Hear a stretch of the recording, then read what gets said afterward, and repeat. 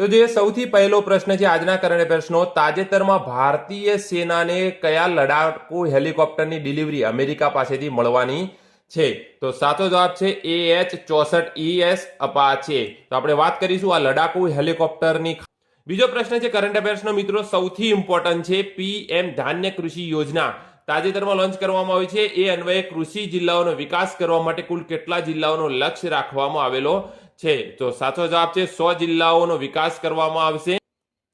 ત્રીજો પ્રશ્ન છે કરંટ અફેર્સનો, ભારત સરકારે ગ્રીન એનર્જીમાં કયા વર્ષ સુધીમાં 60 ગીગાવોટ સુધી પહોંચવાનો લક્ષ્યાંક રાખવામાં આવેલો છે? તો સાચો જવાબ છે 2032. તાજેતરમાં.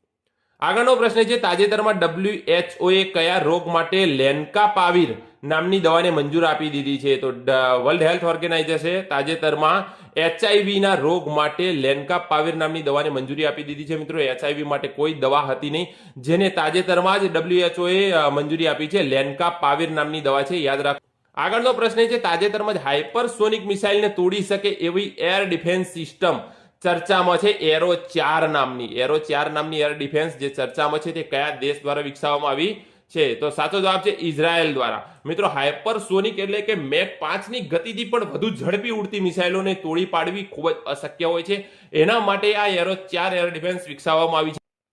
મિત્રો, આ હતું આજના દિવસનું કરંટ અફેર્સ, જેમાં આપણે મહત્વના current affairs science and tech ને લઈને આપણે જોયું, ચર્ચા કરી.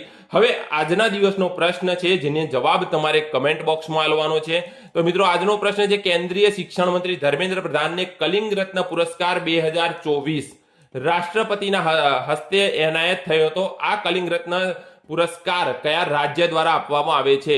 ગુજરાત, તમિલનાડુ, મહારાષ્ટ્ર અને ઓડિશા. જેનો જવાબ તમારે કમેન્ટ બોક્સમાં આપવાનો છે.